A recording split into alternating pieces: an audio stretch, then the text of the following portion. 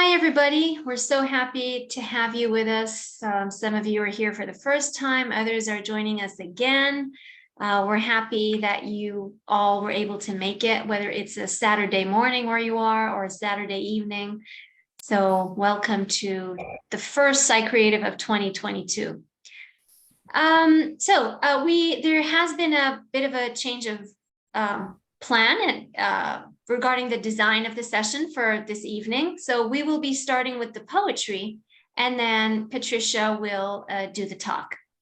So I would like to have the honor of introducing you to Adam Wyeth, who is joining us tonight from Ireland, and Hedy Habra, who is joining us from Michigan.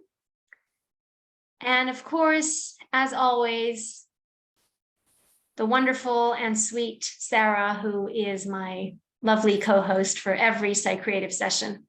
So we want to welcome you all. And I will start by introducing you to Adam. Adam, would you consider yourself a Jungian?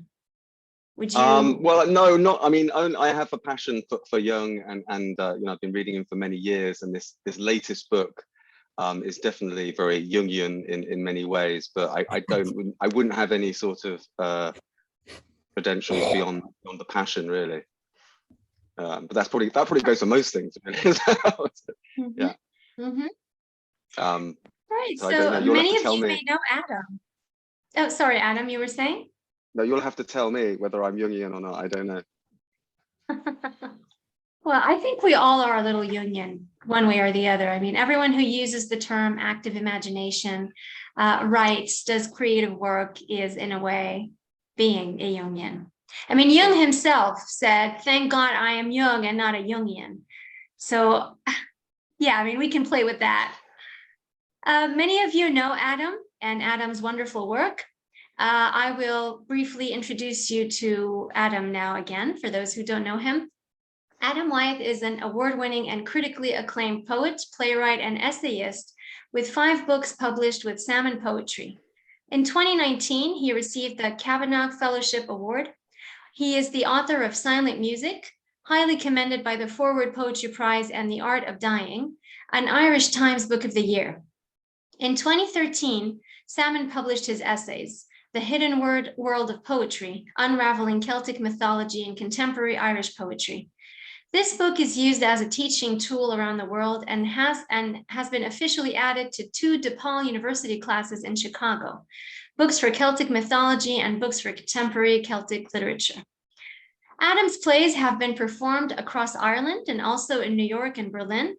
His play, This Is What Happened, was published by Salmon in 2019.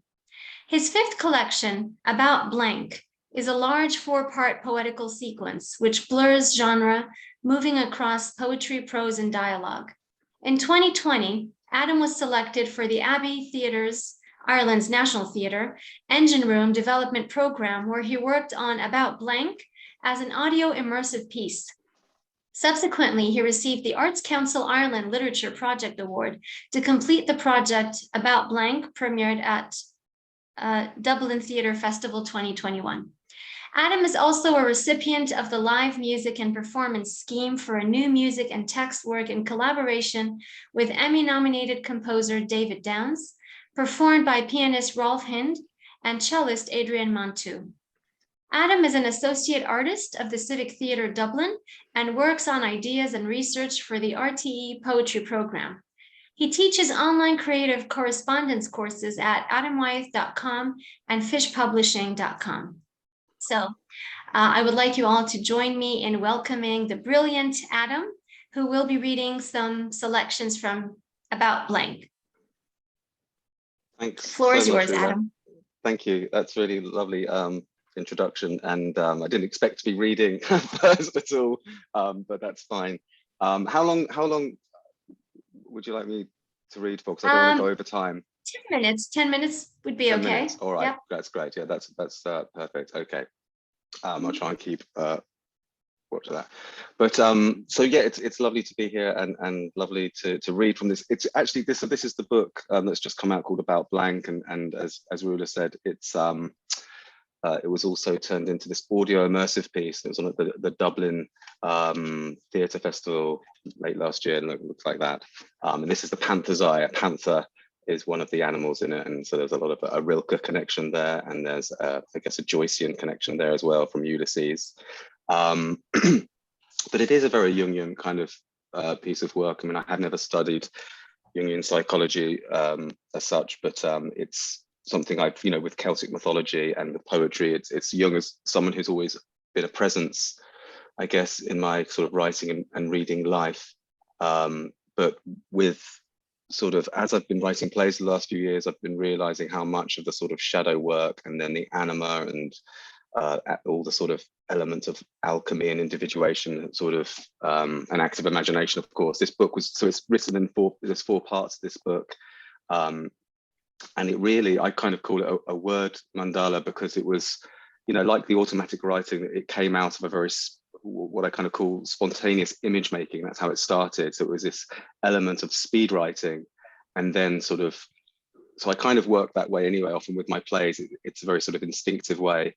And then after I've written lots of stuff, I try and go backwards and work out what the hell I'm saying. So it was a really interesting process. And then from that, the sort of, many of the sort of Jungian elements sort of just started coming through, and sort of mythic dimensions and all those things. But it's actually very hard to read from, because even though I'm trying to break the sort of logical linearity of kind of narrative in many ways, it actually is a book that you probably do read more than a poetry collection where you can kind of open up anywhere. It does kind of have a linear element to it, and it even has a sort of, in my mind anyway, a sort of the anima progression in it. There's a metafictional element in part 1 where the narrator just suddenly creates these 2 characters in Dublin, Stephen and Claire.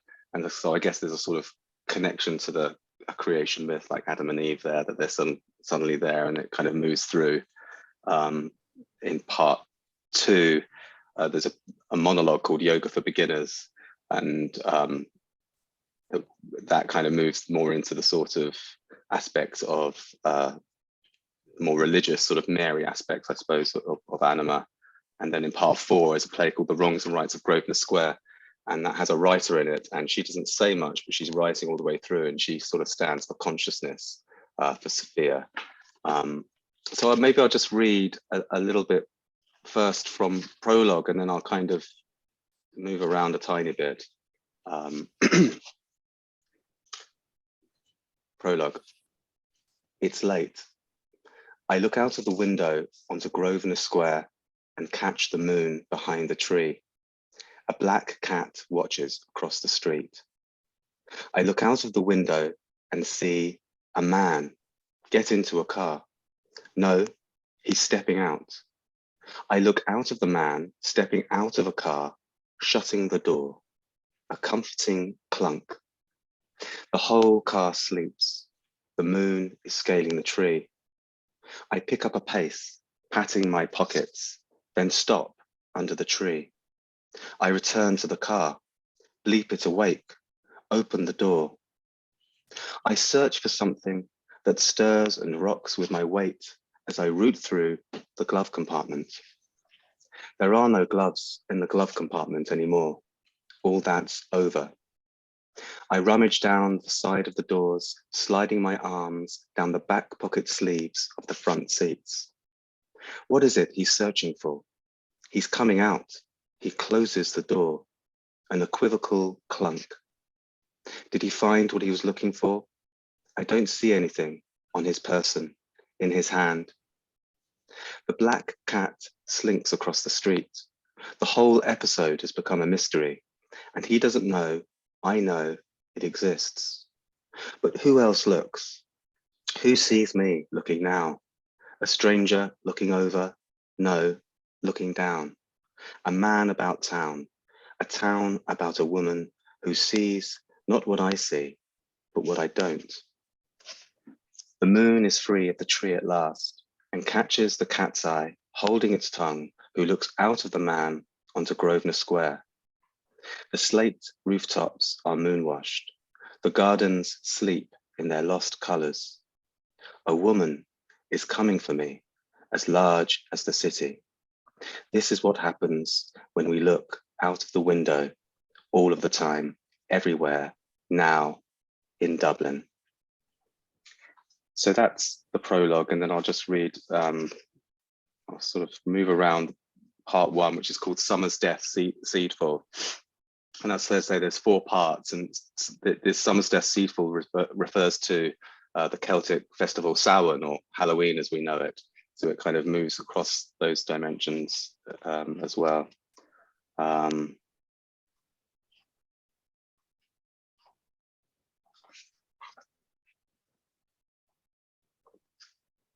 So as I said, there's a sort of metafictional element to it. It's kind of, it moves around, it shape shifts a lot, the text. So I'll just,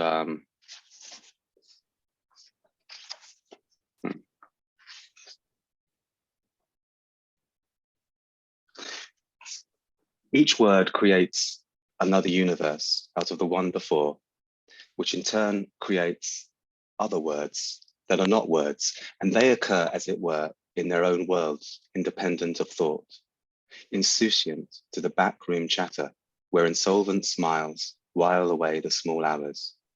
Words must be some kind of cybernetic hoax to try and coax a confession out of, dipping in and out of the mind, a black box switch in which we are duped by their respected sounding, a circular relationship that engenders change in the environment, and that alteration is reflected in the system in some manner, triggering a structural transformation. Landing upon a word is a love transferred. Alighting from a word sparks pairs of opposites. Think of 2 people talking politics, poles apart in their views. Take that word, pole. They are both either end of this pole. They are both grasping at the same pole. In the end, there's no difference because they are talking about the same pole in different ways, but neither one of them can hear the other because the pole is so long, you have to shout to be heard. And when you have to shout to be heard, you can only hear your own voice. What you have are 2 transmitters and no receiver. To receive, you have to empty yourself, but you can't be empty if you're full of static fury. What I'm getting at, or attempting to suggest, is that I'm aware, as I propose this particular episode of this particular life on this particular day, there is no way you're going to grasp what I first imagined and second set out to express. Yet, in this flight of fancy, what you suppose will be what happens. And as I give voice to this particular life, another life grows inside. Not that anything is supposed to happen, not that anything can happen. What is forming has already been formed. What is happening is as stillborn and stock still as the gaps between these words. A white field of blank. There is nothing more to see and nothing more to say. Nothing more say than seeing a woman through a window on a bus. You attach to that glimpse whatever it is you're open to now. Most people don't see this particular person on this particular bus, but this one person does. And that is what this story, if I can call it a story, which I won't, is about. What does this glimpse tell us about ourselves? It tells us what we want to hear. It tells us we are on the bus, having been glimpsed by someone on the street. There may be a faint picture within you now, and yet I have not mentioned any distinctive details. They don't even exist, which is a crazy proposition, because we know very well, or did, that 2 strangers, a passerby and a passenger, are always with us.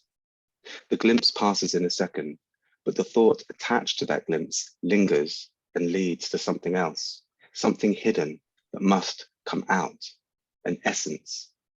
This is what the momentary chimera is about. It is for you to seek out the truth of the passerby and the passenger and to decide whether any part of them is worth detaining. If we call the passenger Claire, the passerby Stephen, we add fuel to the fire of hallucination. These schoolbook names that stretch throughout the English-speaking world and beyond resonate with certain reflexes. We know damn well what is happening here. Well, we have no idea actually, but it's all about that slippery pole again. Everything before and after sex is exactly what it suggests. Everything between is where and what literature takes off. I do hope you don't think I'm fiddling you. What I have to say is wholly serious. In the words of a great sage, you have to split the stick to find the light. By communicating with the dream, we are able to glean its meaning. This is everything that forgets. That's probably enough for 10 minutes, isn't it? That was absolutely beautiful, Adam. Thank I you. mean, this is a performance of Jung's Red Book in a way. Like it really, really reminded me of how Jung did it. And I mean, of course, this is the way you do it, your flavor, your taste, everything, but it's wonderful. So I can see active imagination. I'm sure everybody else here also agrees with me. So it's a wonderful performance of that. Thank you so much for sharing with us. Thanks, And just so you all know, Adam will be also joining us in March to do the opening talk. So he will be talking about his techniques and how Jung makes his way into his writing and his poetry. So thank you very much. We're very happy and honored to have you with us tonight. Thank you. Thanks. And next, Hedy. Hello, Hedy. Many of you have known Hedy from so many other Psychreative sessions before. Hedy, I'm very, very happy to welcome you. And for those who do not know Hedy, Hedy Habra is a Lebanese-American poet, professor, fiction writer, literary critic, and essayist. She is born in Heliopolis, Egypt, and she lived in both Egypt and Lebanon, as well as Athens and Brussels, before settling in Kalamazoo, Michigan, where she now resides and where she is joining us from. Prior to moving to the United States, Habra completed a BS in pharmacy. And so we have a multi-talented poet here and scholar with a PhD in Spanish literature, which she was granted by Western Michigan University, where she currently teaches. And Habra has won multiple awards for poetry. Hedy has also been featured in Indelible Evenings. So those of you who know Indelible Evenings, you also know Hedy. Hedy has always joined in the group poetry readings and as well as the readings here in Psychreative. So Hedy, I welcome you again. And we are all looking forward to hearing your lovely poems. Thanks so much for having me and for this wonderful introduction. I'm really honored to be among Jungians. I'm not a Jungian myself, but I always admired Jung's writings over the years, and I'm enjoying and learning so much from the Psychreative. Thank you for organizing them and for inviting me to read today. It was I think I'm going to read from a newly completed manuscript titled, Or Did You Ever See the Other Side? And I'll start with a poem titled, Or Do We Ever Learn to Find the Key to Our Own Scribbling? We jot down sparse lines to forget words spewed out like fire-breathing plumes, try to erase our trails, kneel down, wiping each footstep with long bristles as we move forward. By erasing traces so well, we no longer recognize our own and watch how signs run as rivers branching out in streams, echoed here and there throughout the pages.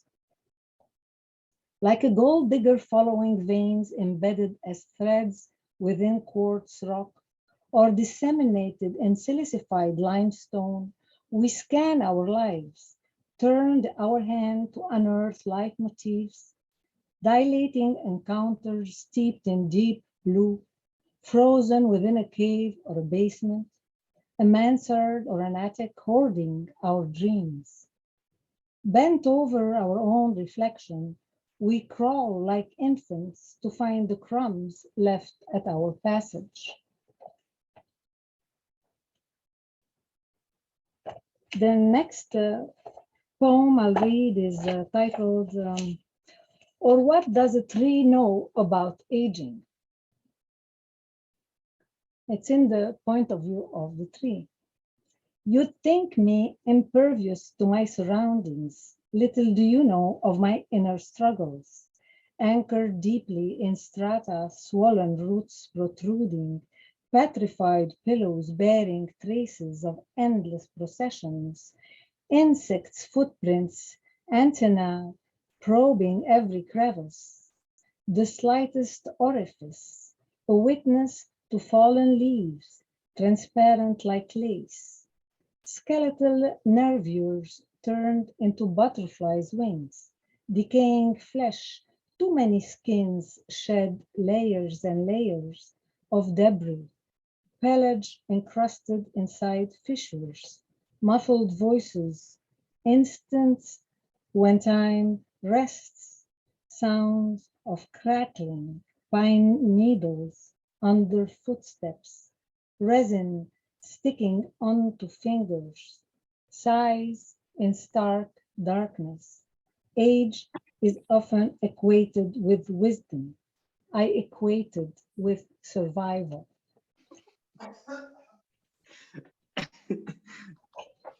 And the next poem is an ekphrastic poem inspired by a painting by Ellen Zouraib, Spring Flight.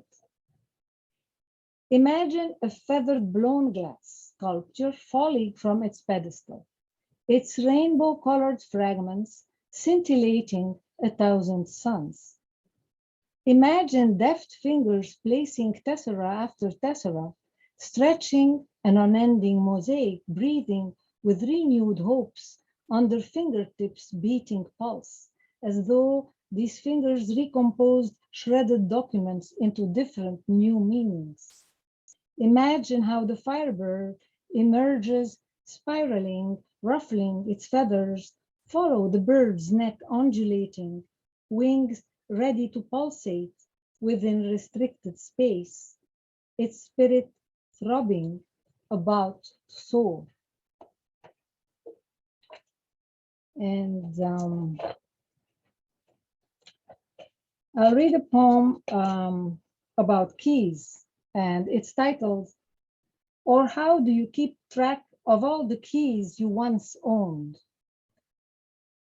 Keys to unlock once buried memories, keys to the family cottage you had to sell, keys that once opened different sized locks, keys that had to be changed after an infraction, keys that yearned for the doors they used to open, keys thrown into a deep well, still oozing blood, keys to the palaces King Farouk owned in Egypt, keys to learning how to deal with oneself and others, keys to the meaning of feelings that you kept losing, keys to the safes holding papers that ruled your lives,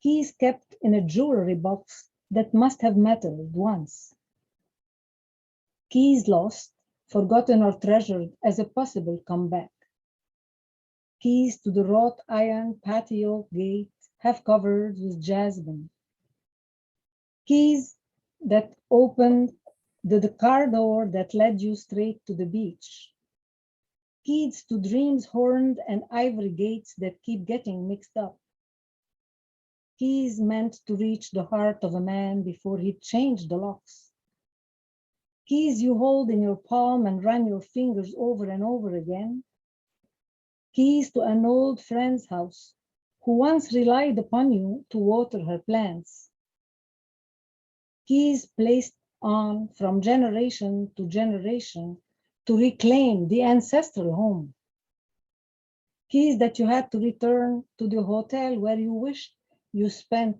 a lifetime, keys to all the cars you've ever owned and led you through long forgotten crossroads, keys to the office you left carrying a cardboard box filled with what seemed important, Keys to the wooden carved secretary your mother handed down to you that held no secret to her. Keys to the homes you kept leaving from country to country, from one neighborhood to the next. I don't know how I am doing in terms of time. You're good. Still have time for one more poem. Okay, so I will read. Okay, I'm hesitating between two ekphrastic prose poems, one inspired by Salma Coller's painting and one by Sarah. Okay, so I'll read or how with each dream she'd feel closer to the receding shoreline. This poem is inspired by Sarah Walker. When first thing in the morning I look into the mirror, it's as though my nightmare were a mirror in which I'm about to drown. I see myself hanging onto a huge trunk, submerged in the marsh. I keep trying night after night to cross the threshold separating me from the other shore, the one my mother's great-grandmother left bound in chains, and like so many others, kept staring aimlessly in the direction of her birthplace. Every night, I am bound by my mother's recurrent dream that must have been inbred or hereditary, passed on by word of mouth, or was it an imprint into the cell's memory that sent her visions of being chased by winding lianas, lassoing the surface of the swamp, water rising in crested waves, spitting up fish into the nearby cattails, trees bending ever lower to catch her with their low tangled branches, their eyes glowing in the dark? She knew there would be at least one path leading her to safety, like those who had succeeded before her, although with each dream she'd feel closer to the receding shoreline. She'd hopelessly remain trapped in the wetlands, though at times she'd wake up from the murky waters where she was left for dead, holding on to a broken trunk, singing her way out like a diva. Thank you. That was lovely, Hedy. Thank you so much. I love the dreamy factor always in your poems, the surreal touch that you have on it. So it's lovely. And yes, I think you also, I mean, Hedy, for those of you who haven't seen her previous talks on Psychreative, but she's also done some work on alchemy, remedios varo, and this surreal touch, we could also see it in her works as well. So thank you, Hedy. Thanks for the wonderful alchemy and alchemical poetics. Next, Claude, are you here, Claude? Yes. Yes. But I can't find the window. Yes. Oh, there you are. Hello, Claude. How are you? Good, good. Nice to have you with us again tonight. Thank you. It's good to be here. So for those of you who do not know Professor Claude Barbre, he is a distinguished full professor at the Chicago School of Professional Psychology. He's the course lead coordinator of the Psychodynamics Orientation and lead faculty in the Child and Adolescent Studies. Dr. Barbre served for 12 years as executive director of the Harlem Family Institute, a New York City school-based psychoanalytic training program. He's the author of prize-winning articles, books, and poetry. Dr. Barbre is a 5-time recipient of the International Gradiva Award for outstanding contributions to psychoanalysis and the arts. And I'm very happy to also introduce him as a wonderful, wonderful poet. And Professor Barbre has done lots of work on Jung as well. So Claude, the floor is yours. We welcome your lovely poetry. Thank you very much.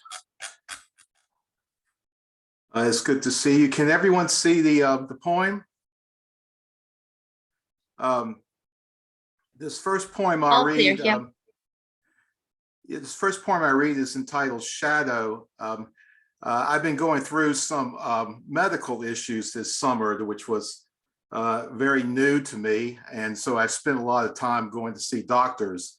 This is a poem. I came out of the hospital after having the test and could see my shadow in the grass. And so, you know, in honor of Jung and shadow integration and thoughts around mutability, I wrote this poem. It's called Shadow. It is a day when the gods dance best in bare feet, when the world on its drunken axis spins and life is filling fast with what is passing. Up early, it's afternoon and the sun could be rising, but it's not. Spilled my second cup of coffee on the daily news and made the wars all wet. Getting dark and I just got going. So where's the tattoo this time, El Amigo? My turn is indisposed until the hazy lentils of the eastern stars are touched with trebles. I'm greeting my illness with bus stop grit. Have a nice day, a dead day, a muscle paroxysm worth the poison, a precious pandemonium of breath. It never works. October's last leaf now trembles and falls. A dungeon skeleton's jaw goes limp. The home of every source is sweet with rot. Long in the late day hour, my creature gloats in tall grass. He waves when I wave. He dances when I dance. He knows me best, this rumpled shape in the throes of vanities and choice, the crush of flesh and bone that fertilizes hope. We reminisce our sweet regrets by voguing on foot, then practicing pretensions, a gathering of foils, a little Broadway spin and tap for every unlived life. The drum roll hips and hula roll for too much management of hurt. A backstare silhouette for shameless bouts of subterfuge. A circus sprawl and tumble down for foolish pride and plume. We've stepped into a crossroad dust. Now sudden strangers come to town to face high noon and win the draw for lassitudes of will. We're scheming how the savage time exchange clothes to fool the prison guards. Our better days, the negatives of undeveloped film. We're joined like poker doubles lifted from a broken deck of cards. The intuition of each twin when something's wrong. I'm singing his favorite song again, the one that weeps with promises and ends with a new moon, the one that scores the boneyard holidays, the bloody business suit, the unpicked tooth, the haunts of households round their feeding tables, like faceless pumpkins left in fields to sink after the Halloween. He sings along by darkening to dust and turns like earth to go his way of intervals and change. The swallows gyre overhead like cartoon dizziness. In the purse expanse of light, a final pantomime, a knight of faith who draggles death and gambles high upon the hill for every troubled spirit sped directionless. This final frolic danced by standing still. We're children of Persephone, seasoned for the custodies of fated worlds.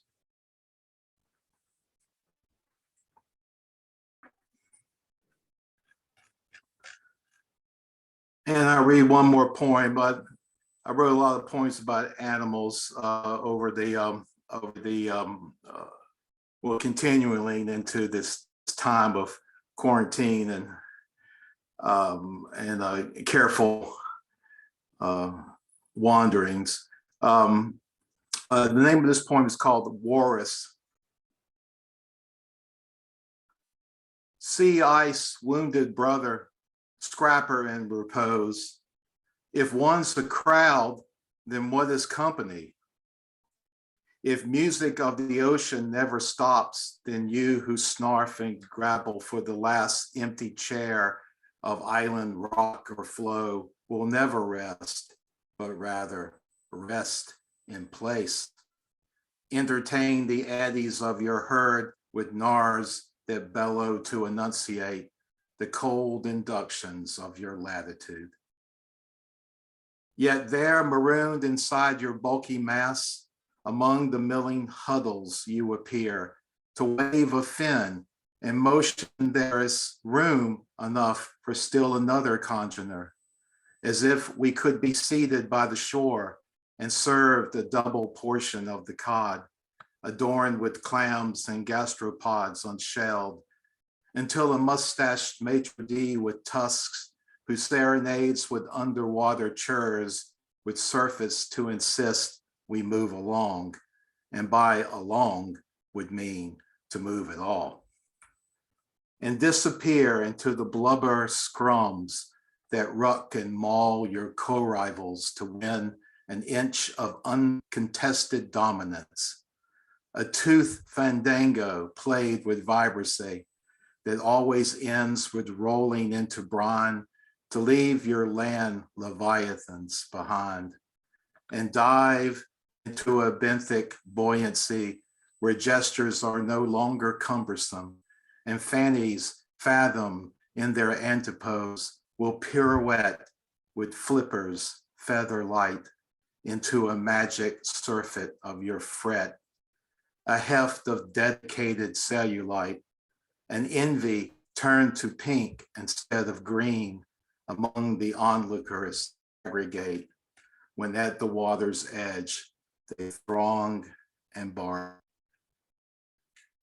Scrimshawed by sand and whiskered sentiment, your ivories will lance whomever twice each time you replicate your birth from surf, a Zoptic Aphrodite spilling girth out of the spray with scallops on your breath, and demonstrate how beauty precedes grace with partial somersaults that take a day to make a single turn from flip to flop, and eye the thinning bears and killer whales that come your way and circle sure as snow.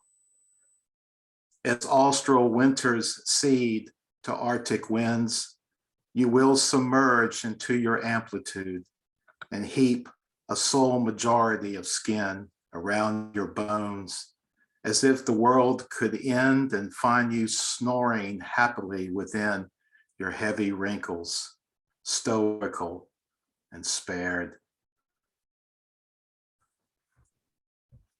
Thanks. Wow, thank you so much, Claude. That was very, very strong.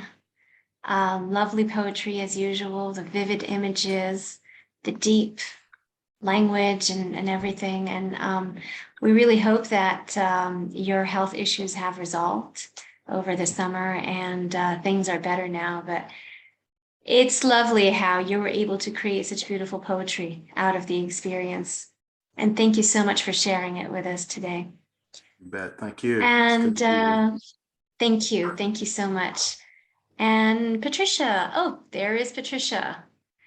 Please, everyone, let me roll out the carpet for Patricia. Patricia, can you hear us? I don't think so. No? Here? No? Okay.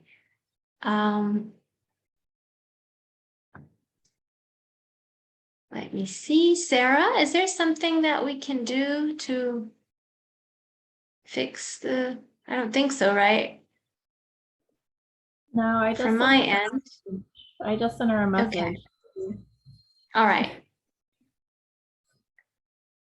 Okay. Patricia, Maybe we can hear you now. Doesn't look like you're muted anymore. Oh, Patricia can't hear us. Okay, let's give it another minute.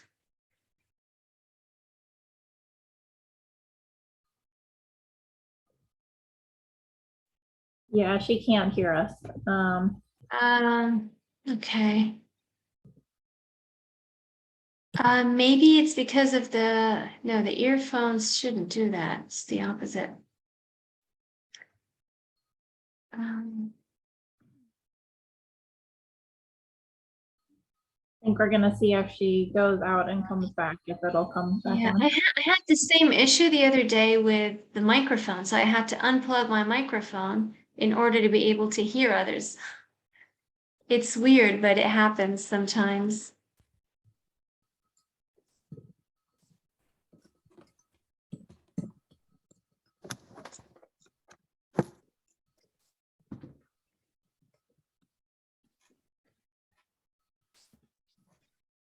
Okay. There you are. We can hear you Yeah. now. Yay. So I disconnected my microphone. And, Okay, great. Yeah, that happens with me sometimes, by the way. I mean, I don't get what's the point with microphones if you need to unplug them every time you have to hear others, but it happens. yeah, So I it don't happened know. to me actually twice. Yeah, last week when I was teaching online, I had to do that. So everyone, let us welcome together Patricia. Patricia Martin is a noted cultural analyst, speaker, and author of 3 books on cultural trends. In 2014, she harnessed AI, artificial intelligence, along with multiple digital platforms to uncover the effects of the internet on our sense of self, who we are, and who we hope to become. Her next book, Will the Future Like You, which will be out soon, summer 2022, is based on an 8-year study of the changing nature of identity. Patricia's work has been featured in the New York Times, Harvard Business Review, and USA Today, and her writing has appeared in Huffington Post, Slate, Advertising Age, and the PBS blog. As a consultant in private practice, she has advised executives from some of the world's most admired brands. She's a professional affiliate of the C.G. Jung Institute of Chicago, where she co-hosts its podcast, Jungian-themed.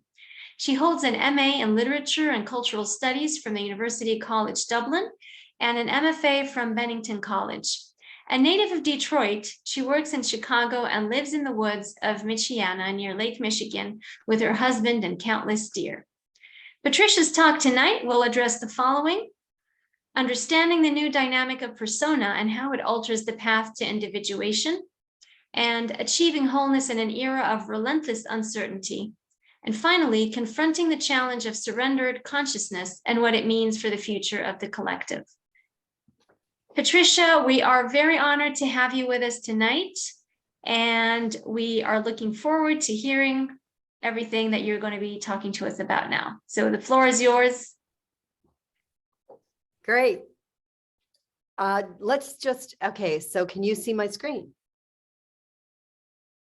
Yep, Yay. all clear. All right. Wonderful. So, first of all, thank you. And thank you for your patience as we get rolling here. It's not, I don't have the deluxe microphone, but that's okay. It's an intimate group, and I was reading some of the work that someone had posted, and I thought, wow, what a great group this is to be speaking to about this stuff today. And I hope it will be a conversation. So today, what I'm going to really do for you is share some of the findings, the top level findings from what was, an 8-year research project. And I'm going to focus in on 4 disruptors, 4 things that are really disrupting the way we individuate. And then the lessons learned, and we'll sew all that up. And I think this is a great group to just kind of get the conversation going. And really, maybe you can also help read from the chat. Of course, I yeah. want to ask Sarah and I. Okay, great. So I just kind of want to put this out there, since you're all Jungians, like let's get a jam going about what individuation is, right? So we have a sense of what we mean when we say individuation, if we can get a kind of collective understanding about it. And feel free to like raise your hand or, don't stand on ceremony.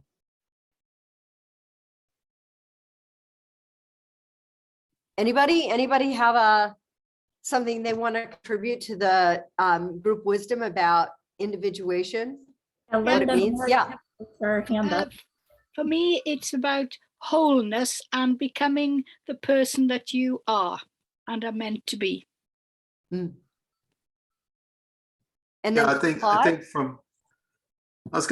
from Jung's point of view, it's really about integration of the self, and not being polarized by being one-sided, too much ego, instead of listening to the larger sense, like his thinking of personality 1 and personality 2. There's something larger to who we are, that there's a blueprint of who we're born to be, and how to integrate by listening to our dreams and our experiences and visions and synchronicities about what is calling us into our own. So I would say it's the self-ego relationship that leads to the transcendent function of integrating the self slowly into our lives. Okay, great. Wow, that was a really nice holistic definition, Claude. And was it Sarah? Sarah, did you talk about wholeness? The journey to wholeness. The journey to wholeness. Yeah. And so, part of the journey to wholeness in the process of individuation is of course, the rising more and more of the unconscious into consciousness. And that is, of course, the thing that makes us grow. And so I paid very close attention to, over these 8 years, not only seeing it through the Jungian lens of individuation, but I knew that I had a calling for this book to write to a bigger audience. And they don't necessarily understand individuation. It's a technical term to them. And so I really kind of hovered around words like identity and self, because especially in the case of identity, identity is very much, there is a role for will and the ego in the shaping of the self, which identity, that word, calls for. But today we have the luxury of being among Jungians, so we can talk about individuation till the cows come home. And I'm going to kind of give you the overall concept of what I was searching for in this book. And this book has been a departure for me in many ways. So I became curious about this. I was at the dawn of the internet, which is why I look so old to be talking about the digital culture. I happened to be at the American Library Association, working in strategic partnerships at the dawn of the internet. And so because we represented libraries in America, we were sort of the information infrastructure. And that brought people to our door that were like astonishing to me, but I was in charge of figuring out how to work with them. And they were people like Vinton Cerf, the father of the internet, and Al Gore's team, and eventually Bill Gates. And we were trying to figure out how to get the public to understand what the potential of the internet was. And that was when my love affair began with the digital realm. And then I would say that was 1995, and about 2000, I started to see the power that it had to shape us. And so I started getting curious about that. And then it was really in like 2012 that I set off in earnest to pay attention in a way that was very structured and had its own methodology, which I'll talk about in a minute. But, as life has it, I was on my own path of individuation. And within a 3-year period, I found myself in this gale storm of threatened identity, in that I lost my mother, which was my primal anchor, and I went through a divorce, and then my youngest child decided to transition gender. And I woke up one morning and didn't know who I was. And so I sought to rebuild my sense of self. And what I found is that the digital culture is indeed a rickety structure for that. Even though it is showing up to be a culture like any other culture, it has a written language and a spoken language and rituals and roles for people to play. There are and geographies and communities, but there are missing pieces that are important to how we're going to individuate in the future. And this is why I think it's so important to speak to you, because I think you interact with other people and you are thought leaders in this space. And so you have a unique role to play as the wise people of the digital age. So my methods were alternative, as they always are. I have been doing research, independent research, since 1995. And there have been times when I have had that research funded by philanthropic foundations, but by and large, I'm free of any of the contingencies that somebody else might experience in a university setting or in the academy. So I was able to do some really different things, I think. So I hired a firm that came out of the University of Cambridge University, England, to they had some AI that could help me scrape the web and find out people's, it was like taking people's emotional temperature on issues of change and transcendence and identity and emotions like self-doubt. And so I was able to scrape 500 million posts at a setting across the web and really get a sense of people's emotional states. I started with 200 at the onset, and the 200 number turned out to be very difficult. And so through time and attrition, and, it was hard to really have deeper relationships. So we were just following those 200 online. And then we began to, pare it down to 30 individuals that we got to know much better, and that I was able to actually interview about the changes in their lives. And some of the wisdom that they shared with me, or I witnessed them, go through things that led me to conclude some things I'll share with you in the end. And of course, we did leading edge research. I downloaded research on changing attitudes and behaviors around the sense of self and development that were specific to the internet. So it had to be specific to changes that were directly affecting the society based on some sort of technology that had emerged. And here's what I found. I found that there were 4 disruptors of our sense of wholeness, our sense of self. And those disruptors are role ambiguity, persona fog, and this is a real Jungian concept. I'll walk through these individually in a second, but chronic self-doubt and cascading crossroads, and that these there are symptoms of these that most people don't understand, nor do they attribute to the amount of time and consciousness they invest online. And there is a cost to it. And I will walk you through what those are. So persona fog.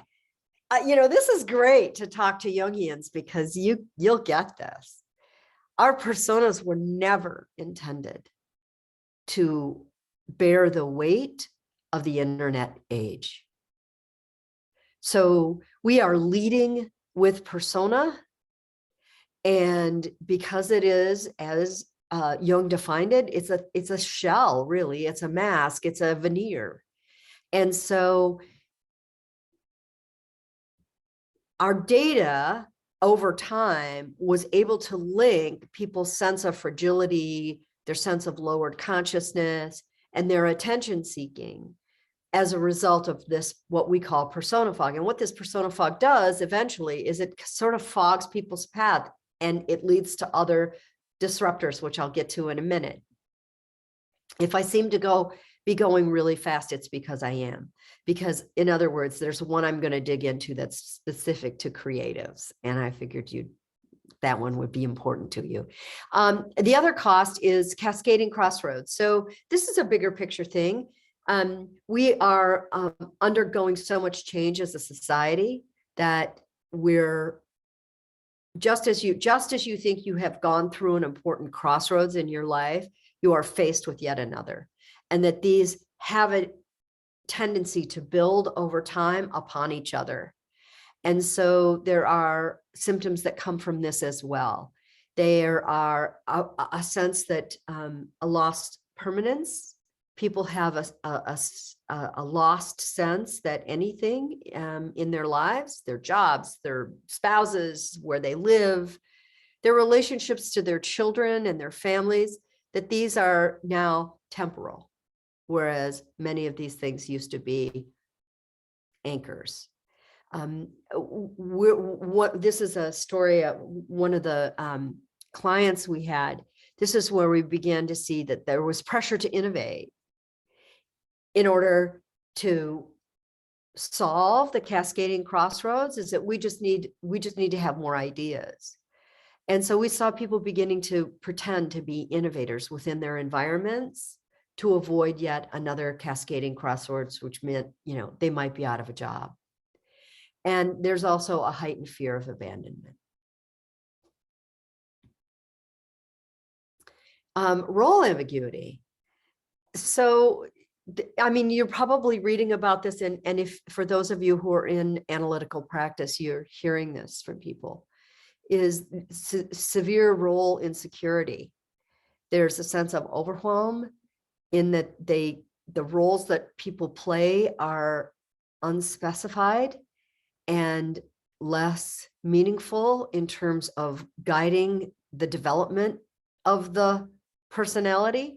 And so role ambiguity is leaving people with less and less sense that the culture is going to provide guidance and identity, that the responsibility for that is falling more and more upon the individual with less and less concreteness with which to do it.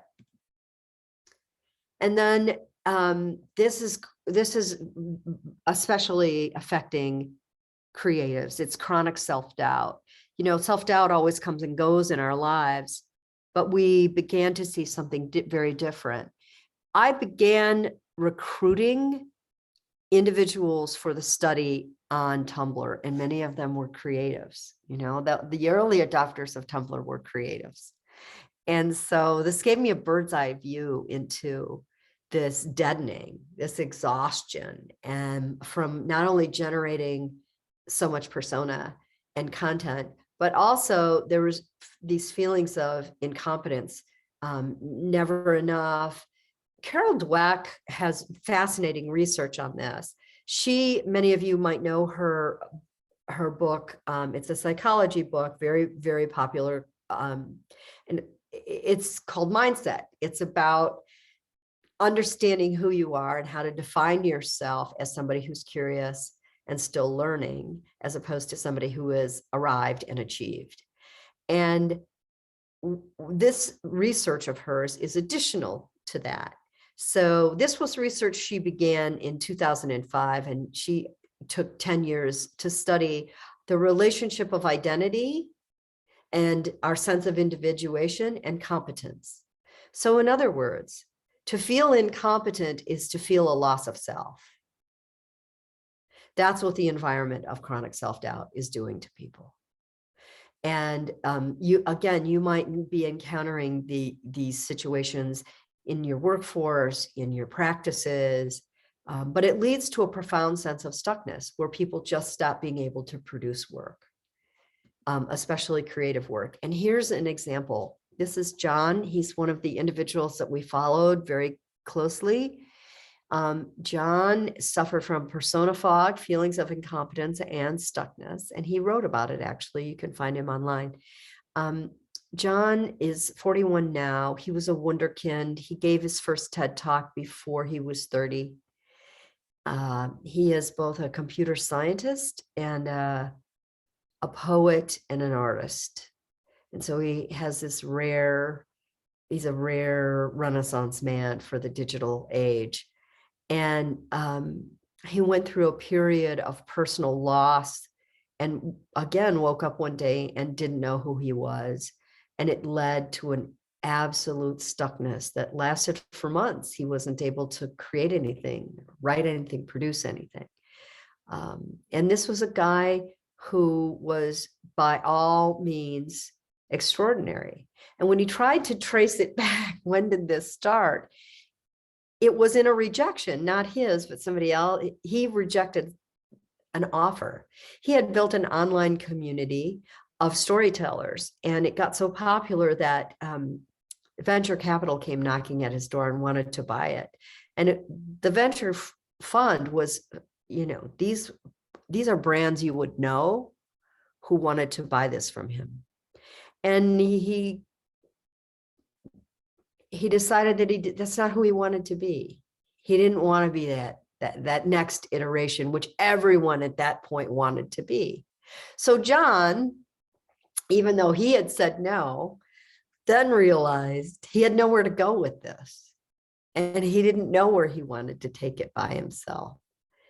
And that led to him having to rebuild his sense of self, he told us.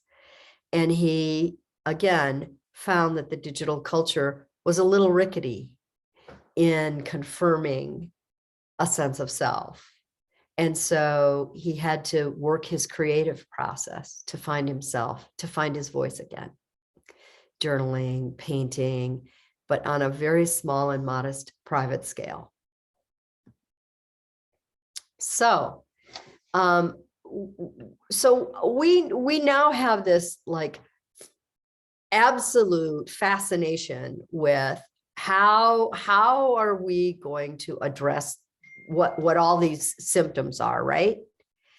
And we have invested last year $20 billion in stress busting in America alone. That's how big the stress busting business is. Innovation you hear less and less about because people frankly are just trying to hang on to the reality they think they have. When I talk to people who are leaders in workplaces, they want to talk about motivation. And what we have found is motivation, people are plenty motivated.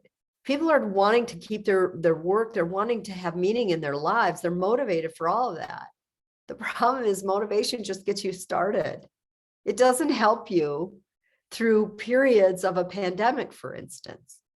And then, of course, there's the matter of positivity, that can't we just put smiles on our faces and get through this? And I would like to argue that the reason positivity isn't helpful as a total answer, I mean, being positive, I guess, is always a good idea, but it's not giving people an answer to what's going on, because what's going on is more profound than that. That we have really entered into an age where there is a new model of identity formation. It's lifelong. I think Jung would agree with that anyway. But it is full of navigational issues that we haven't faced before. And let me just share with you one example of why it's so different. This is Julian Thayer, and he is out at the University of California and Irvine, and he is an expert on the vagus nerve, and the vagus nerve, of course, is limbic. It's the thing that gives you, that gut feeling. And what he found, he and his researchers found is, this is the thing that inspires you. When your vagus nerve is stimulated, this is what gives you that fight or flight response. You understand, you're awash in fear. And typically what happens is after the fear is no longer present, your body recalibrates to where it was prior to the moment of fear. Sadly and strangely, what Thayer's team found is the switch isn't going off. So we are in a period of ambient fear. And that is creating problems for us in terms of individuation.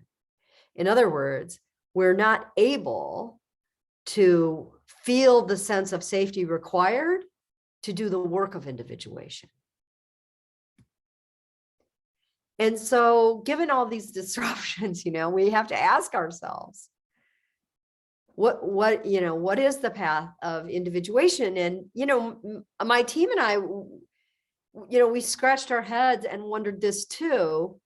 And then as we talked to the people who were, the most intimate in the study, we had relationships within the study. What came out of this is what I call the edge part. So this is, that part of you that is able to toe the edge of the abyss and not freak out and freeze or fall in, and that does happen. People fall into deep depressions that they can't get out of.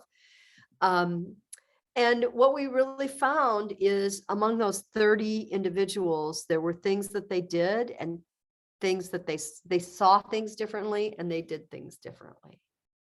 And so I'm just going to share some of those with you in case they're helpful. One thing that they did is they were, this is, I think, unique to the digital culture. They were able to see themselves as like a cathedral with a scaffold. They had an inner sense of, a sacred sense of psyche within. And then they were under construction externally. And they chose, what kind of scaffold they were going to put up, how much they were going to share with their people online. They were very good about curating, but they weren't afraid to let the scaffold be seen for what it was. The other thing they did that I think is so, I practice this every day, okay? And in other words, this is not easy, this business I'm about to tell you. This is called not swallowing the storm. So, we are all, how many of you, let me just ask, how many of you have a spiritual practice? Meditation, prayer? Yeah, okay, that's what I thought. Great, me too. So I've been at this for a long time. And so what the edge parters did differently is they curated the debris before they took it within. They didn't take the storm and try to bring it all inside for reflection. So they were very specific. And their choices were all different. Like they might have been based on their values, or it might have been based on, a current concern, but they didn't swallow the storm. And they saw their identities. This is another like visual concept. They saw their identities as a rope. So every, and I'm laying this on them. They talked about, well, it's another path. It's another thread. It's another. So in other words, they didn't feel a lot of regret about their missteps or things they did or didn't do. They all felt like their decisions were really just another thread in their rope, and the rope was making them, the bigger the rope, the stronger it was, but it was still a flexible thing. It wasn't finite. They weren't looking to get to the next level and then the next level of growth. They were looking to integrate their lessons. And then finally, they lead differently. I call it the mustard. This is a military term. So this is people who were edge parters tended to, they had just as many experiences leading as following. They knew how to come into a situation and do their part. They were inner-directed. They didn't need to run the show. In fact, that didn't have any value. So there was a real sense of communal shared leadership. And that was seen in things like problem solving in one of the California wildfire situations. So that was like an extreme case, but in also building a community and rebuilding a community after a storm. So the threat was gone. And then it was really a pragmatic matter. We witnessed that down in Texas. So what's the big picture? It's this, that cycles are ending and forming at the same time in the culture. And typically, I mean, I went back as far as the Roman Empire at the dawn of the Renaissance to see what the patterns were. And in major epochs, typically there is a period of closing one out, a gap, and then another cycle of energy forms. And what we're having is these are concentric moments, which is why we are feeling such deep-seated anxiety, because we are ending and forming at the same time. And there's an energy, a tension to that humans are not really, to be quite honest, we're not really used to it. We haven't experienced it before. We don't have chops for this, in our DNA or elsewhere. And so I'm going to answer the question, will the future like you? Some of you tuned in to find that out. And I would say it's this. If you are able to find meaning in being uncomfortable, the future will like you. Busting your stress, finding certainty, hanging on to things that no longer really convey identity for you, but they're a part of something you used to belong to. So there's, resonance maybe in that. These things are all hard. They're difficult, And one of the people in our 30 people was a Navy SEAL.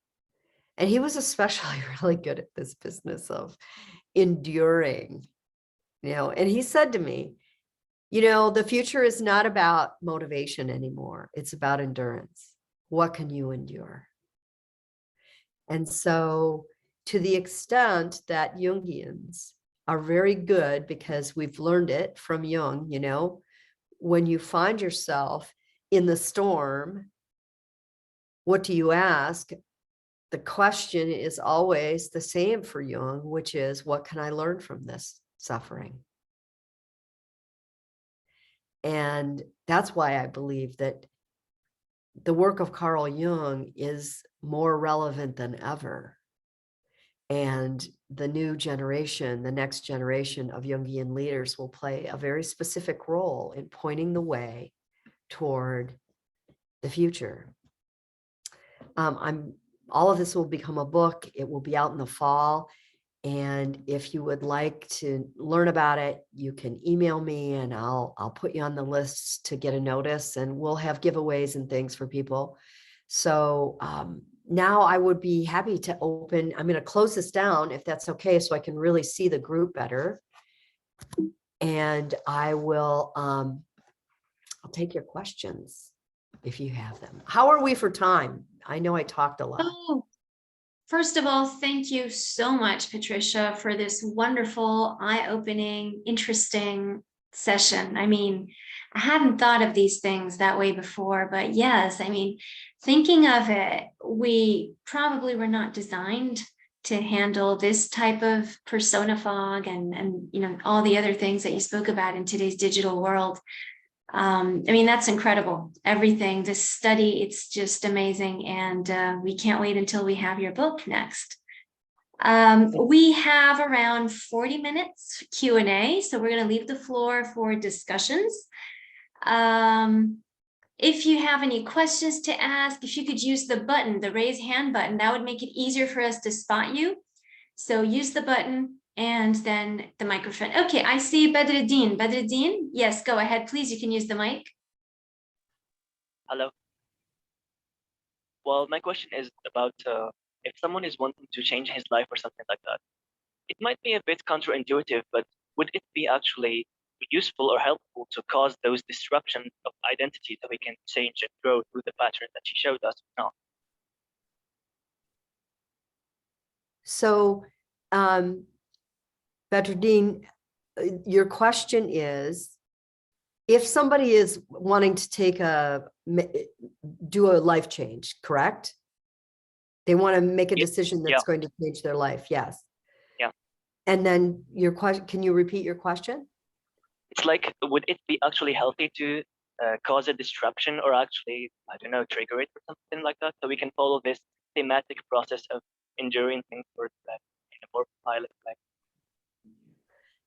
I'm so glad to get the opportunity to answer that question because, you know, the answer is no.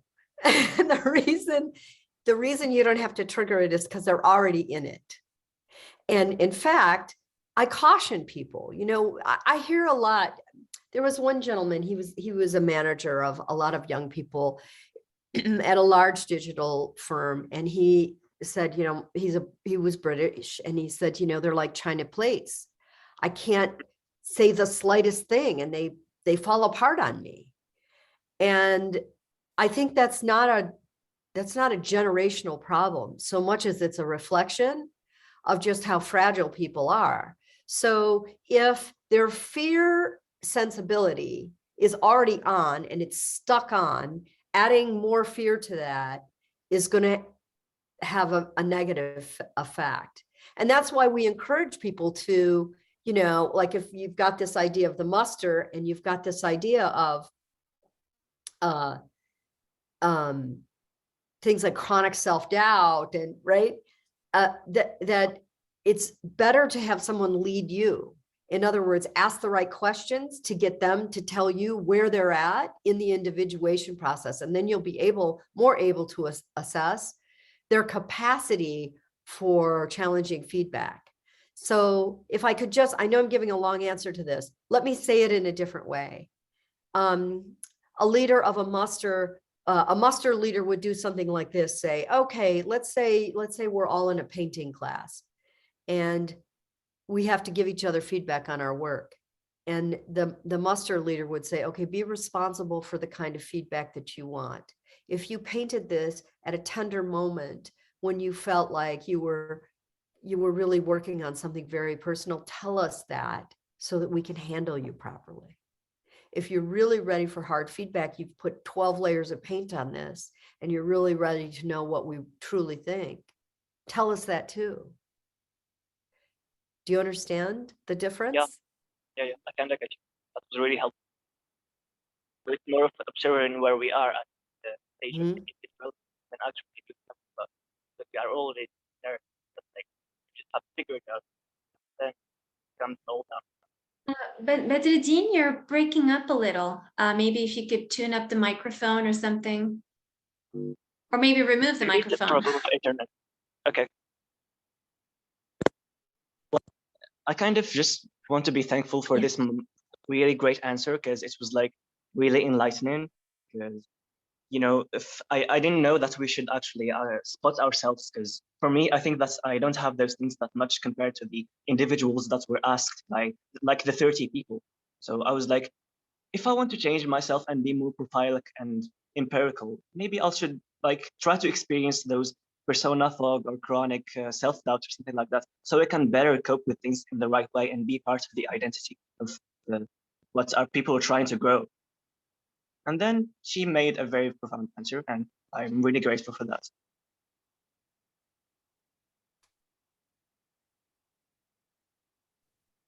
Anyone else?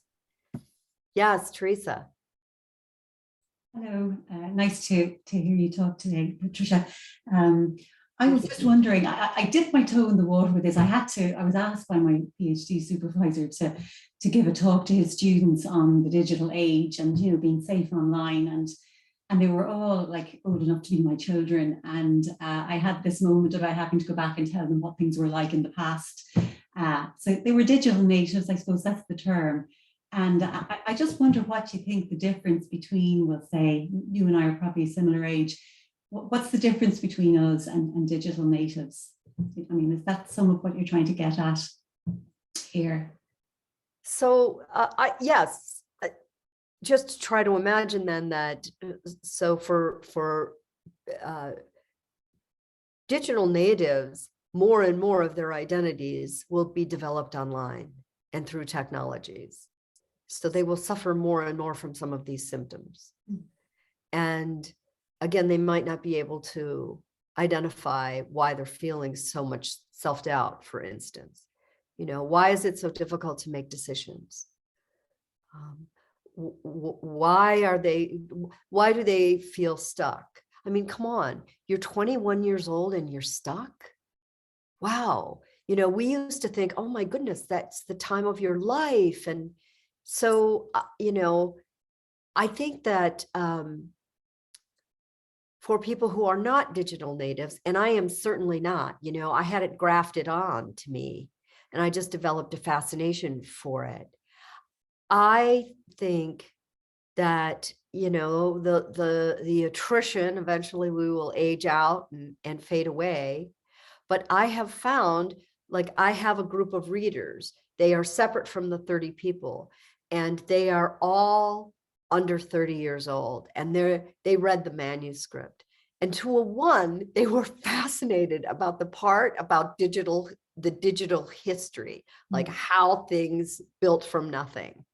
So I think there's a yearning to understand their current moment in history and the culture and what that means to them. And I don't think there aren't a lot of philosophers around this.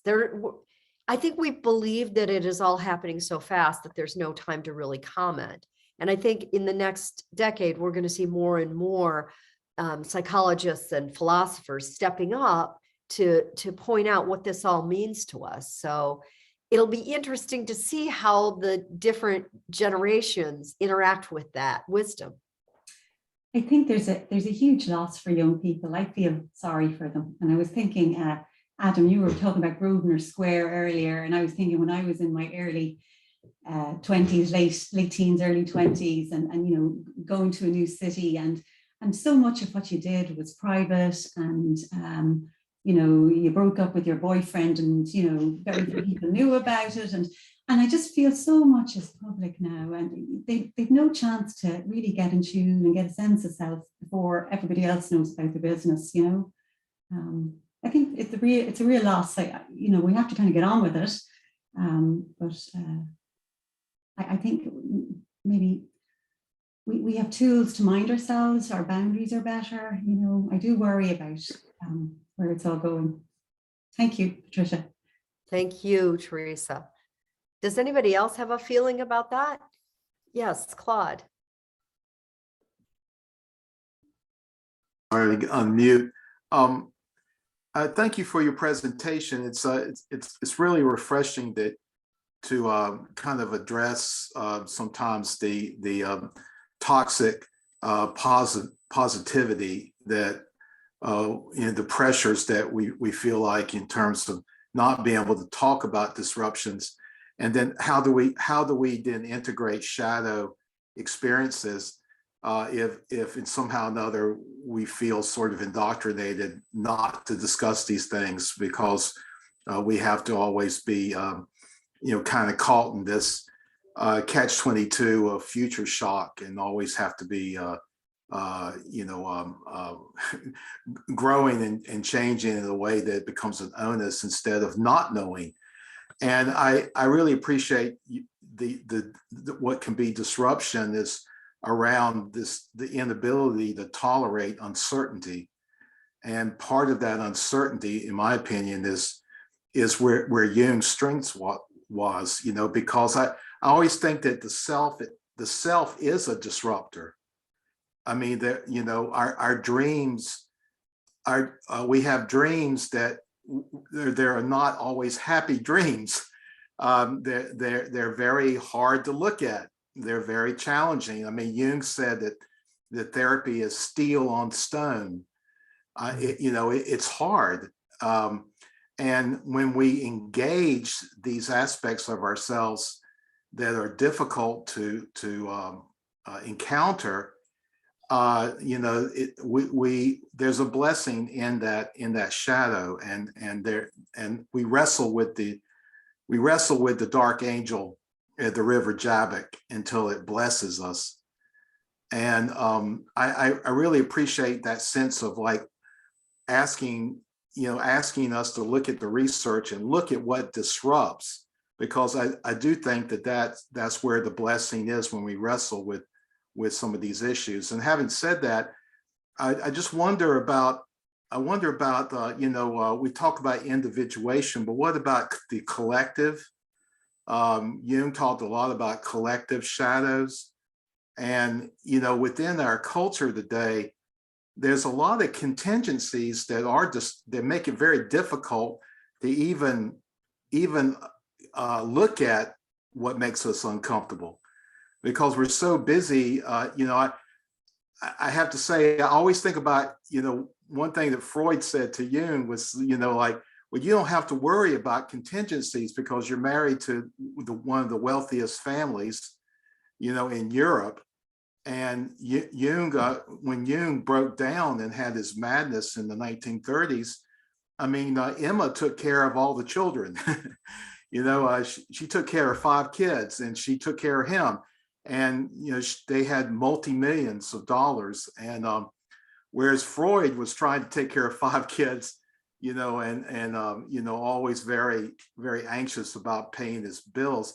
So there's a kind of collective contingency here about change and growth that I think that can be very disrupting for individuals, even before the pandemic.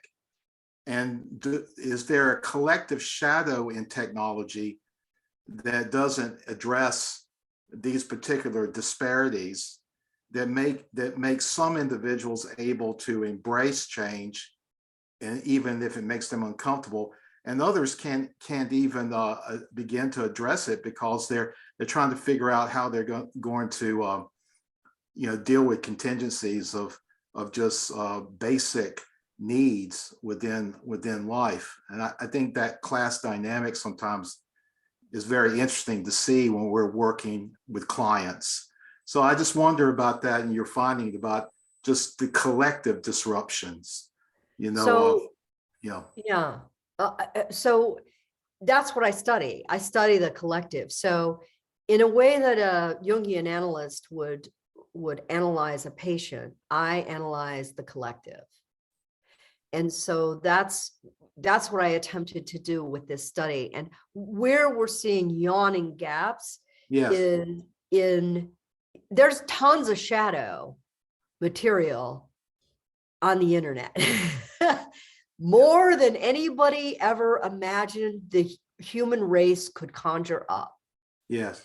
What's missing is any norms around that. This is part of what feeds the rest of the problems, is that without any, we're not building a society, and yet we're investing a great deal of attention. And I would like to argue that our attention is a low-grade consciousness. So if you continue to invest low-grade consciousness daily, it eventually has an impact on you, right? And then you've got an entire culture that's doing this. How is that affecting our ability to connect consciousness with the unconscious? Yes. And to evolve? In fact, it's disrupting that process. Yes. So now we have to get honest about this, and people have to, first of all, self-regulate, which says, I'm in charge of my consciousness, and I'm going to invest what I think I need and no more. Mark Zuckerberg does not want you having that conversation with yourself or your peers, right? He would like you to remain unconscious about how you use the service. So, and in fact, when you sit in on marketing meetings, which I have done because I have, looked at trends for corporate brands, and I listen to what's for sale. What's for sale is consciousness, right? How much attention someone wants to give to something. And so what I'm really encouraging Jungians to do, because we speak a different language, we understand depth psychology, we understand that things take time to develop in the self, and that the self is, as Kierkegaard said, the self's job is to outgrow the self. And so, because we know these things, we're in a prime position to start asking for norms and asking for people to set norms for themselves, and then calling out positive norms as they exist. Because there's clearly, the digital culture isn't going away, but it's what we're going to demand of it next that's going to matter.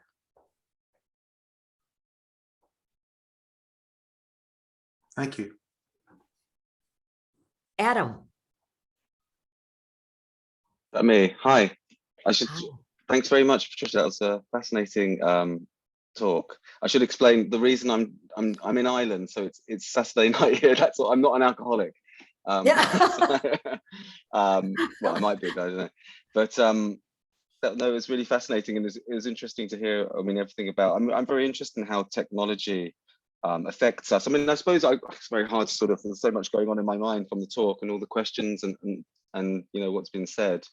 I mean, the book I've just read from, About Blank, actually comes from.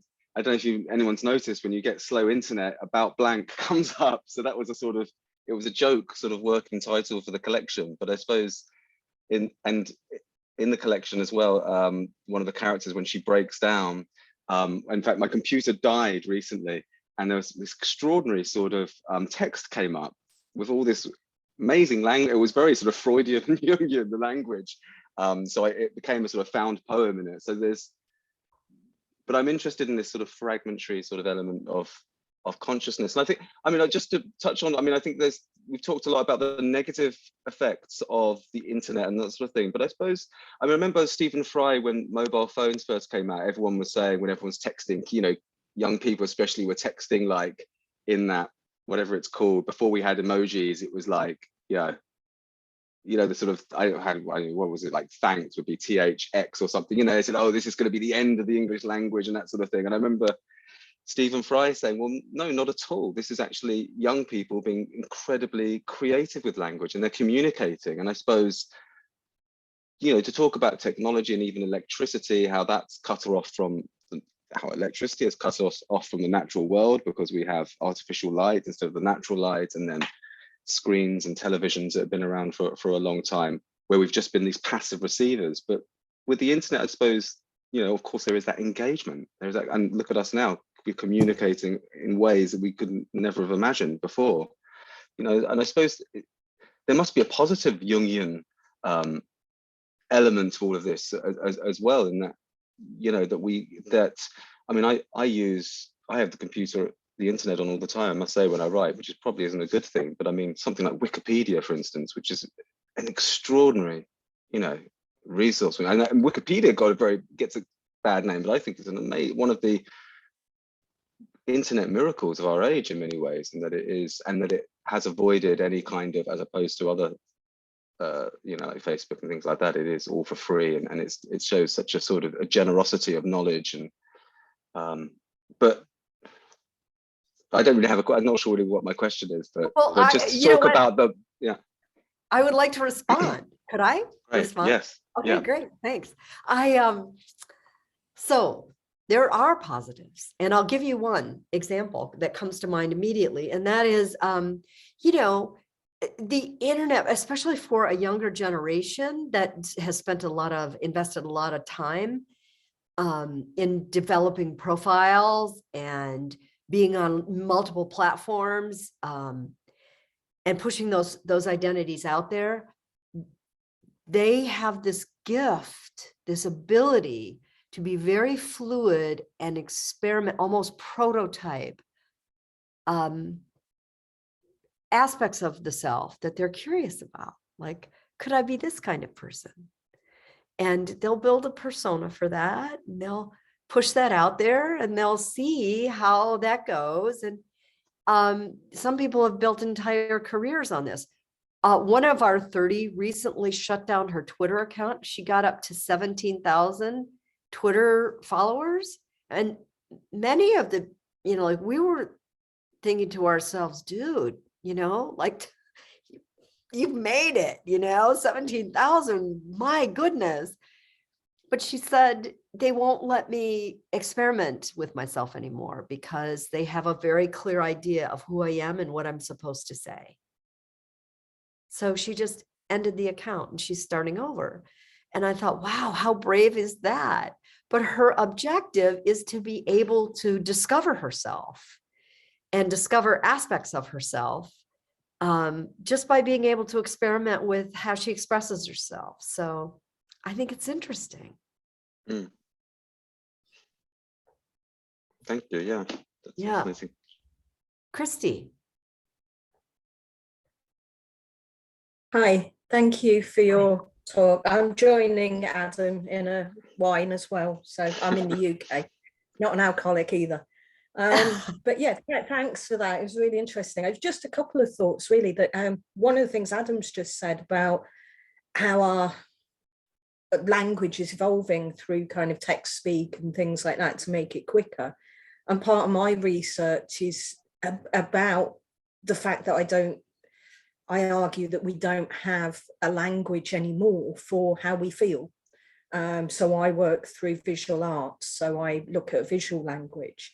And I'm just wondering if by the way that young people communicate through that kind of quick verbal language means that actually there isn't at the moment a language where they really explore the depth that you talked about. And then the other thing that I thought was interesting as well is about the kind of, to do depth work takes time, but the internet is so spontaneous that I find it in my students, they want everything now. They don't want to wait. And I'm just wondering if that kind of having to wait to explore yourself is something that they're not used to. I'm wondering if time is an issue there as well.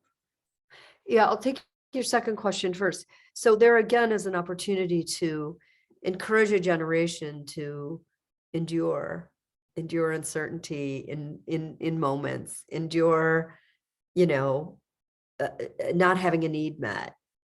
And believe you me,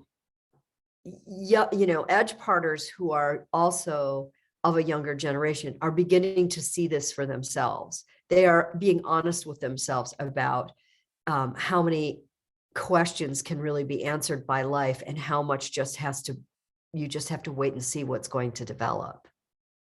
So I think it's good. It's good to encourage habit building around endurance.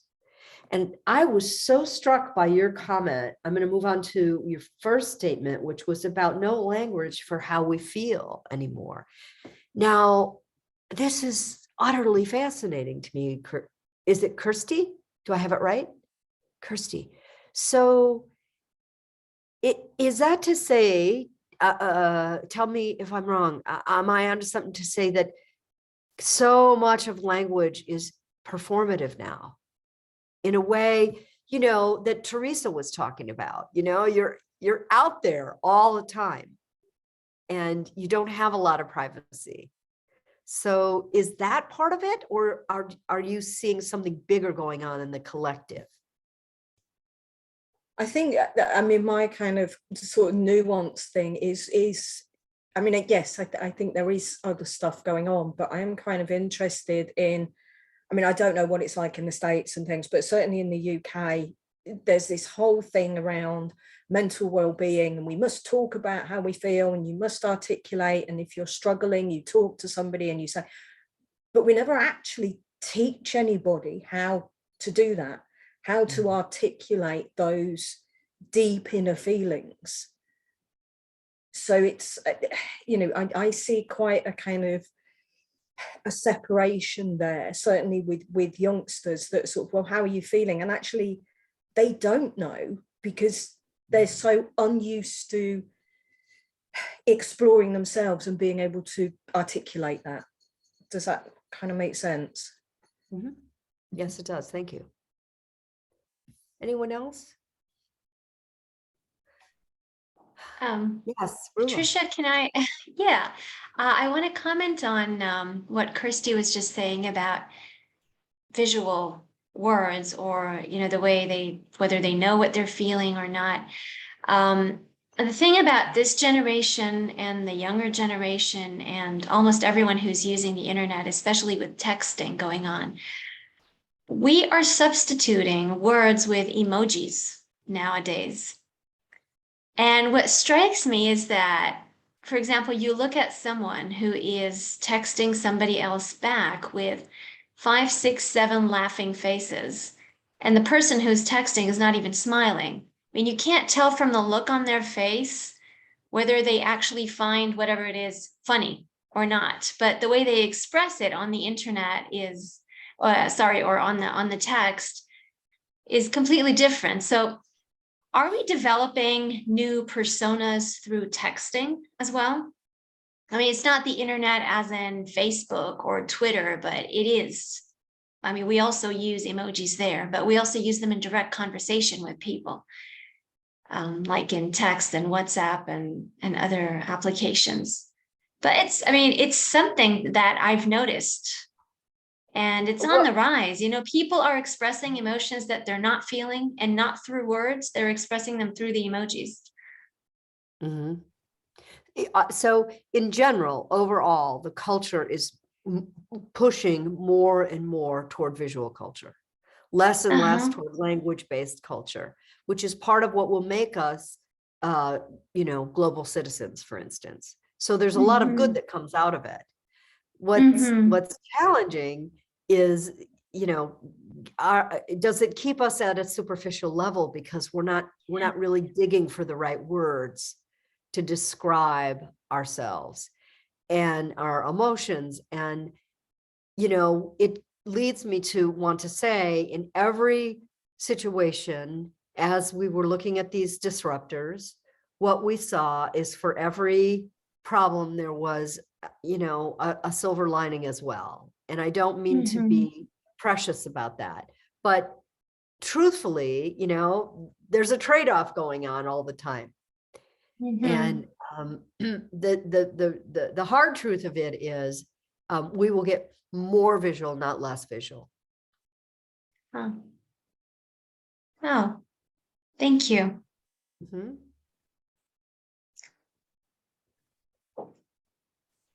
Does anyone else have any other questions? Yeah, Claude.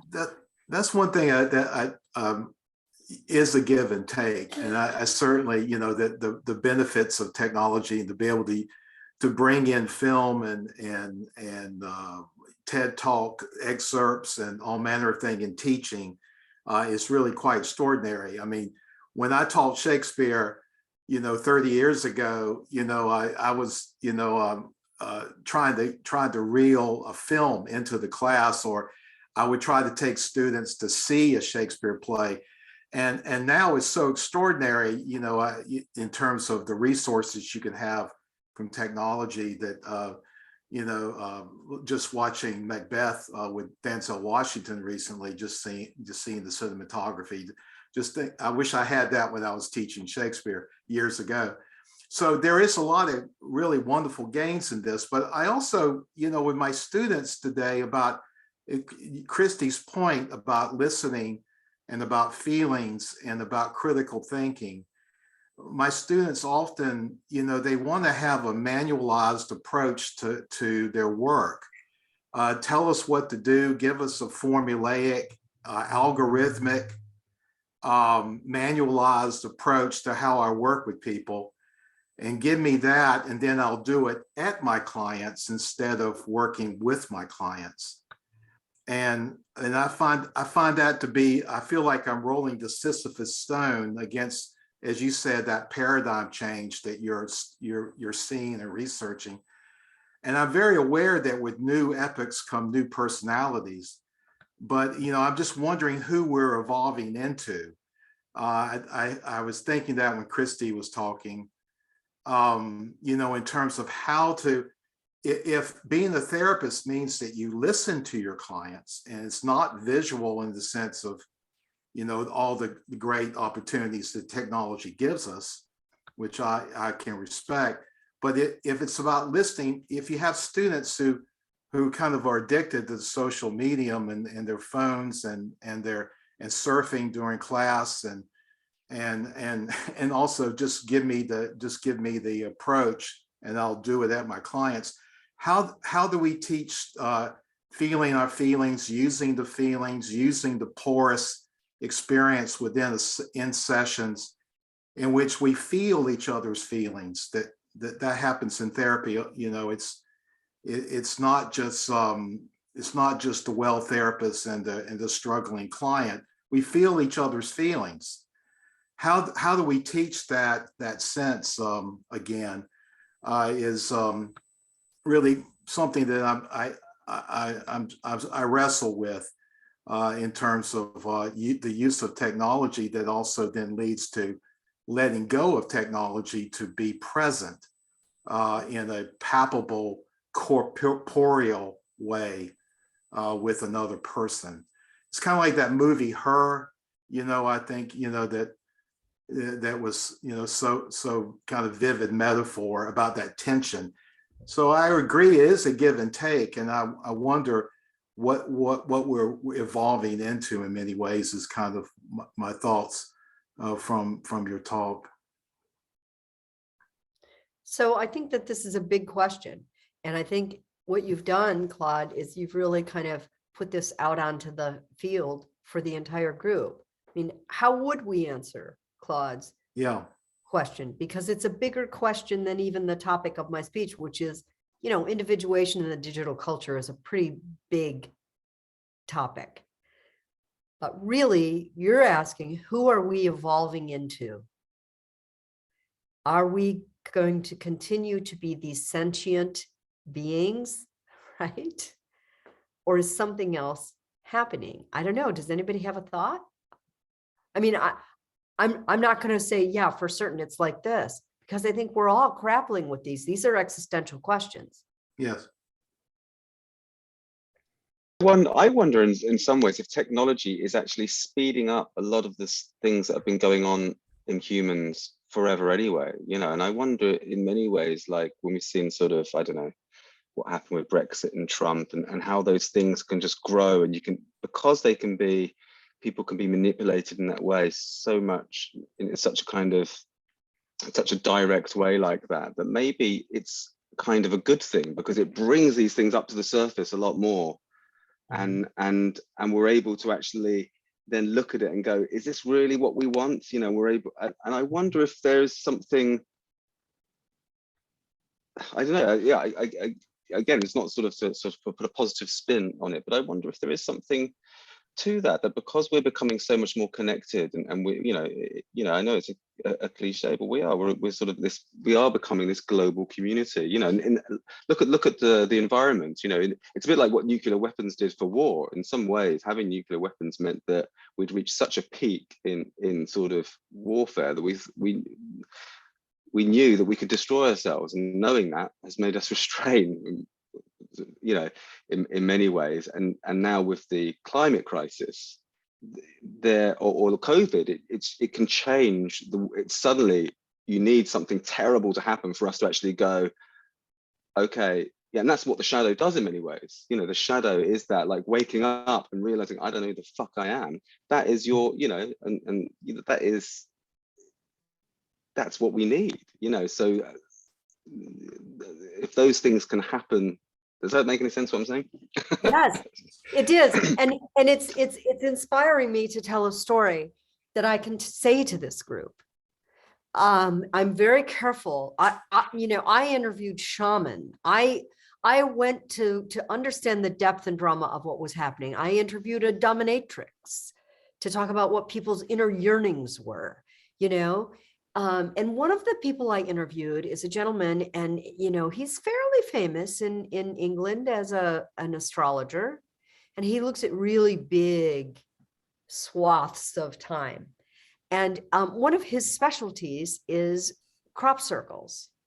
And his theory on crop circles is that crop circles arise from consciousness, that consciousness is energy and energy needs a place to go. And so he, you know, it's not an alien thing. It's human consciousness knitting some sort of, you know, purpose together. And so people, he's been studying this for 30 years and people call him all the time. Well, in the last 5 years, he got more phone calls from farmers saying, I've got a crop circle in my field. And so not only the number of calls, but the complexity of the crop circles themselves has grown. And I said, what do you account? How do you account for this, Steve? And he said, Steve Judd is his name. You can look him up. And Steve said, consciousness is survival. Wow. You know? Wow, you just So- reminded me, Patricia, of Thought Forms, a book written a long, long time ago, I think it was Annie Besant and Charles Leadbeater, how thoughts and consciousness can manifest in shapes. And well, they didn't mention crop circles, but now that you're talking about it, it's I find a parallelism there. It's very fascinating. Mhm. Mm. And so maybe that's part of what, Adam, that's part of the benefit of having this heightened, you know, this speeding up of the society and the utility of the digital age is that it's creating more space for consciousness to arise. Is it also a catalyst for us to become more comfortable with being uncomfortable? Or finding meaning in being uncomfortable?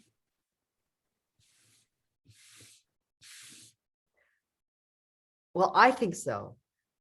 Mhm. Because I think that's what not swallowing the storm is all about. You know, you're curating what you take within. The building of a scaffold, understanding that, you know, there's an external you that's under construction, but there's an internal you that is sacred. You know, people who see themselves in that way, they tend to be able to do other things. For instance, they're able to endure uncertainty. They perform better at the crossroads. And so I think that these are going, you know, I didn't set out to write a self-help book, but I would like to see people establish stronger emotional norms around the internet. Yeah. When Carl Jung designed his tower, I believe he designed it without modern technology. Is that correct? There was no electricity. There was no central heating. Right. There was no. So my question is, could it be that digital technology and media are actually some kind of a cul-de-sac, or sometimes I call it cold distract, that actually keeps us off the path of individuation? More media, less individuation. Yeah, I think there's a danger to that. Like, I spent a full day, well, it was an 8-hour day on TikTok, and that was enough for me. And, you know, you might call me a Luddite, but every single tool that could be used to addict you is incorporated in that platform. Yeah. I have no So- I have no cell phone. I have no use for a cell phone. And just an interesting aside, for 25 years of my life, I had no television and no computer at home. And in certain ways, I think I was accomplishing more and I was much happier during that period of time. So that's a long time without being in the media world. Of course, all these things were happening later in my life. I'm 71 years old, so it's not like someone who's being brought up. I can't imagine being brought up within it, but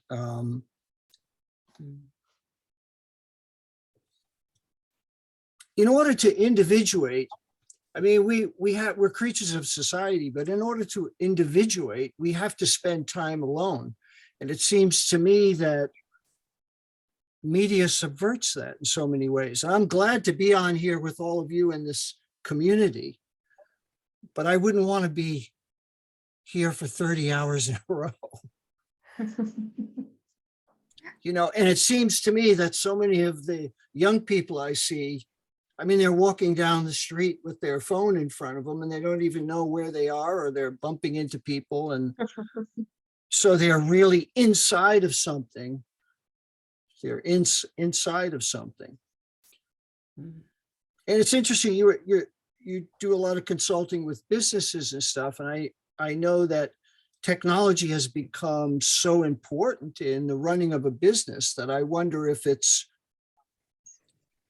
if people are, because their career demands them to be involved with the technology, there's a war going on between their career selves and their personal selves because they're compelled to spend so much time developing their technology skills.